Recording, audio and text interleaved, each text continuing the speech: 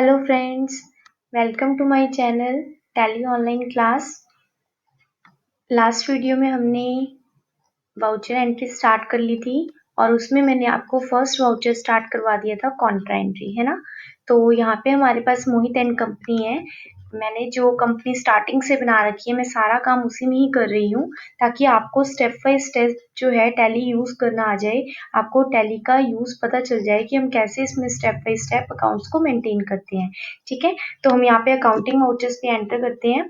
Last time जो मैं आपको एंट्री बता रही थी वो मैंने यहाँ पे आपको बताई थी कि मैंने बैंक टू बैंक ट्रांसफर करना है, उसके लिए भी कॉन्ट्रा वाउचर यूज होता है। एक मैंने आपको एंट्री बैंक टू कैश और कैश टू बैंक, दो विड्रॉ और डिपॉजिट की एंट्रीज कॉन्ट्रा एंट्री में बता दी थी। ठीक है, तो इसके लिए आपके पास एक और एंट्री आती है, वो होती है बैंक टू बैंक आपने ट्रांसफर किया। फॉर एग्जाम्पल, आपके पीएनबी बैंक अकाउंट में कुछ अमाउंट है, आपने पीएनबी बैंक के अकाउंट से वो अमाउंट को ट्रांसफर कर लिया एसबीआई बैंक अकाउंट में और आपने वो एंट्री इसमें पास करनी है। ठीक है, तो उसके लिए हम क्या करेंगे, कॉन्ट्रा वाउचर का ही यूज करेंगे। तो क्रेडिट कौन सा अकाउंट हो जाएगा, जोन से अकाउंट से पैसे निकले हैं। फॉर एग्जांपल, मैंने पीएनबी बैंक से एसबीआई बैंक में ट्रांसफर किए, तो क्रेडिट कौन सा बैंक होगा, पीएनबी बैंक। तो यहाँ पे मैं बैंक के नाम से लेजर क्रिएट कर लेती हूँ। क्रेडिट पे आके यहाँ पे मैंने ऑल्ट सी पे पीएनबी बैंक ले लिया, अंडर बैंक अकाउंट ले लेंगे इसको हम। ठीक है, और उसके बाद मैंने यहाँ पे अमाउंट ले ली 2500 रुपीज मैंने ट्रांसफर कर लिए पीएनबी बैंक टू अपना जो नॉर्मल साइड में देखो मेरे पास एक बैंक के नाम से लेजर आ रहा है। या तो आपने नॉर्मल बैंक के अकाउंट में कर लिए, या फिर आप क्या कर सकते हो कि आपने कोई एसबीआई बैंक में आपका अकाउंट है, आपने क्या किया पीएनबी बैंक से एसबीआई बैंक में अकाउंट को आपने अमाउंट ट्रांसफर कर ली। ठीक है, तो हमने क्या किया, जिस बैंक में पैसा डिपॉजिट हुआ है उस बैंक को डेबिट कर दिया और जहां से क्रेडिट हुआ है वहां उस बैंक को क्रेडिट कर लिया। ठीक है, और उसके बाद हमने यहाँ पे एक्सेप्ट कर ली स्क्रीन को, कंट्रोल ए से कर सकते हैं या फिर हम एंटर एंटर करके भी एक्सेप्ट कर सकते हैं।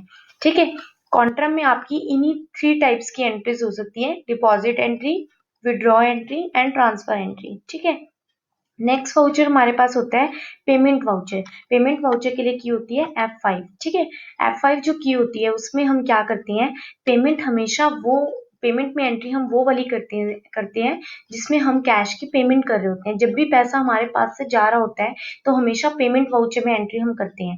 तो पेमेंट वाउचर में एंट्री हम कर सकते हैं, जैसे फॉर एग्जाम्पल मैंने सैलरी पे करी है। ठीक है, तो उसके लिए मेरे पास यहाँ पे कौन कौन से वाउचर लेजर होने चाहिए, एक सैलरी का और एक कैश का। ठीक है, साइड में देखिए लिस्ट ऑफ लेजर अकाउंट्स, जो लेजर मैंने बना रखे हैं उसमें से एक सैलरी भी है, तो मैं क्या करूंगी, डेबिट में सैलरी ले लूंगी। ठीक है, एक जो स्टूडेंट्स हैं वो ये भी गलती करते हैं कि बच्चे इसमें कंफ्यूज हो जाते हैं कि मैम कॉन्ट्रा एंट्री में तो पहले क्रेडिट पूछता है, पेमेंट एंट्री में पहले डेबिट पूछ रहा है। तो आपने बच्चे इसमें बिल्कुल भी कंफ्यूज नहीं होना।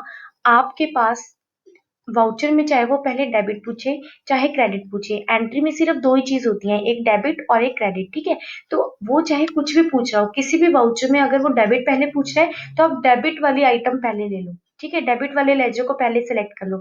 अगर वो क्रेडिट पहले पूछ रहा है तो आप क्रेडिट वाले लेजर को पहले ले लो। ठीक है, तो इसके लिए आपको कंफ्यूज होने की बिल्कुल भी जरूरत नहीं है। एक अमाउंट को डेबिट लेना और एक को क्रेडिट लेना, चाहे वो दोनों में से कोई भी पहले पूछे। राइट, अब यहाँ पे मैंने डेबिट में सैलरी ले लिया 5000 रुपीज, क्रेडिट मैंने कर दिया। अगर मैंने कैश से पेमेंट की होगी तो मैं एंट्री कर दूंगी salary account debit to cash. Narration में आप लिख सकते हैं आपने किसको सैलरी पे की है, या आपने कोई भी अगर रिमाइंडर या नरेशन आपने लेनी है तो वो आप यहाँ पे ले सकते हैं और इसको एक्सेप्ट कर देंगे। ठीक है, फिर उसके बाद नेक्स्ट होता है, फॉर एग्जाम्पल मैंने एक पर्सन है मेरा, उसको मैंने पेमेंट करनी है। ठीक है, एक कस्टमर है कंपनी में, अमन के नाम से एक कस्टमर है, उसको मैंने पे करना है। तो यहाँ मैंने ऑल्ट प्लस सी क्रिएट करके कोई भी लेजर को क्रिएट करना है, यहाँ मैं ऑल्ट सी कर दूंगी और मैंने अमन के नाम से एक लेजर क्रिएट किया। अब आप देखेंगे कि ये किसके अंदर आएगा, अमन को मैं कौन सा हेड देती हूँ ग्रुप में। तो आप क्या करते हैं कि जब भी हम किसी को पेमेंट कर रहे होते हैं तो उससे हमें पैसा देना होता है। ठीक है, जिस पर्सन को हमें पैसा देना होगा तो इट मीन्स कि वो हमारा सन्ड्री क्रेडिटर होगा। कस्टमर्स या तो डेटर्स होते हैं या तो क्रेडिटर्स होते हैं। जिसको आप पेमेंट करोगे वो आपका क्रेडिटर है, जिससे आप रिसीव करोगे वो आपका डेटर होगा।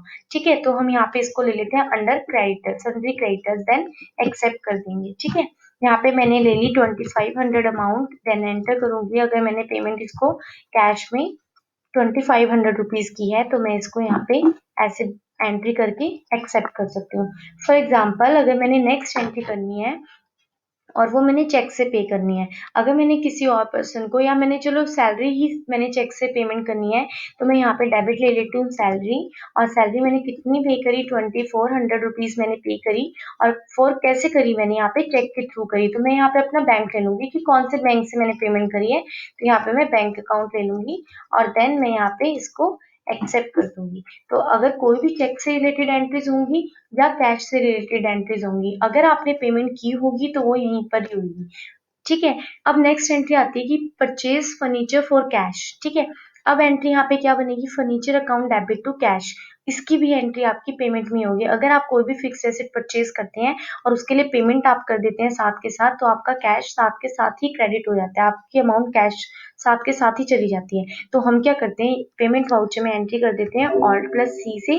मैंने यहाँ पे फर्नीचर अकाउंट क्रिएट किया और यहाँ पे मैंने इसको फिक्स एसेट ले लिया, और उसके बाद मैंने यहाँ पे क्या किया, एक्सेप्ट करने के बाद यहाँ पे मैंने अमाउंट ले ली 2600, देन मैंने यहाँ पे ले लिया फर्नीचर टू कैश। अगर मैंने चेक से पेमेंट की होती तो मैं यहाँ पे बैंक ले लेती। ठीक है। और आपने इसको एक्सेप्ट कर लिया। फिर जो नेक्स्ट मेरे पास वाउचर है वो है मेरे पास F6, वो होता है रिसिप्ट वाउचर। ऐसे ही अगर मेरे पास कैश रिसीव होता है तो मैं हमेशा रिसिप्ट में एंट्री करती हूँ। अब आपने देखना है सिर्फ कैश ही नहीं रिसीव होता, अगर आपको चेक भी रिसीव होता है और बैंक में वो डिपॉजिट होता है तो भी एंट्री आपकी रिसिप्ट ही होगी, अगर आपको किसी से रिसीव होता है पैसा। ठीक है। तो हम यहाँ पे क्या करेंगे, फॉर एग्जाम्पल मेरे को किसी कस्टमर से पैसा रिसीव हुआ है। ठीक है। तो यहाँ पे क्रेडिट पूछ रहा है सबसे पहले, तो क्रेडिट क्या होगा, कस्टमर क्रेडिट होगा। तो मैं यहाँ पे Alt+C से कस्टमर बना लेती हूँ, रमन। और अब देखिए मैंने इससे पैसे लिए हैं, तो ये सन्ड्री डेटर्स हो जाएगा मेरा, और मैं इसको Ctrl+A से सेव कर दूंगी। ठीक है। और उसके बाद मैं यहाँ पे अमाउंट लिख दूंगी कि इसने मुझे कितनी कैश रिसीव हुआ है मेरे को इससे, और यहाँ पे डेबिट में मैं अमाउंट ले लूंगी कैश। ठीक है। और इसको कर दिया मैंने एक्सेप्ट। ओके। अब फॉर एग्जाम्पल अगर मेरे को रमन से चेक मिला होता और मैंने बैंक में डिपॉजिट करवा दिया होता, तो उसके लिए हम क्या करते हैं, यहाँ पे हम लेते हैं क्रेडिट में, हमने लिया रमन ले लिया ₹2500, और अगर मैंने चेक रिसीव किया होगा तो मैं यहाँ पे बैंक ले लूंगी। सिंपल सी बात है। आपने यहाँ पे अगर चेक रिसीव किया है तो कैश को डेबिट कर दें, अदरवाइज आप बैंक को डेबिट कर देना और इसको एक्सेप्ट कर लेना। ठीक है। सिर्फ कस्टमर से ही नहीं, अदरवाइज आप यहाँ पे कमीशन रिसीव करते हैं, रेंट रिसीव करते हैं, वो भी एंट्रीज आपकी रिसिप्ट में ही होती हैं। या आप स्टार्टेड बिजनेस होता है, बिजनेस स्टार्ट होता है, कैपिटल लगती है, तो वो एंट्री भी हम यहाँ पे कर सकते हैं। अगर मैंने यहाँ पे क्रेडिट किया, कैपिटल मैंने अकाउंट लिया, और अंडर कैपिटल अकाउंट मेरा ऑलरेडी बना हुआ है। ठीक है। तो यहाँ पे मैंने सी क्रिएट प्रेस किया और कैपिटल अकाउंट मेरा आ गया। किसी भी लेजर को आप सेम नाम से दोबारा नहीं बना सकते, आपको वो एरर शो कर देगा। ठीक है।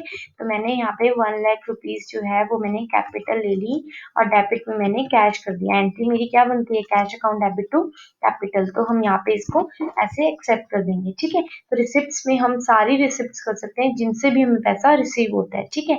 उसके बाद नेक्स्ट वाउचर हमारे पास होता है F7 वाउचर, और ये होता है हमारा जर्नल वाउचर। जर्नल वाउचर करने के लिए हम सारी एडजस्टमेंट्स होती हैं, जितनी भी एडजस्टमेंट्स होती हैं, आपकी आउटस्टैंडिंग हो गया, बैड डेट्स हो गया, क्रूड हो गया, अनअर्न्ड हो गया, इस टाइप की सारी एंट्रीज बचे हम जो जर्नल वाउचर में करते हैं। ठीक है। तो जर्नल वाउचर में फॉर एग्जांपल मैंने एंट्री करनी है कि मेरी सैलरी अभी ड्यू है, मैंने अभी पे नहीं की है।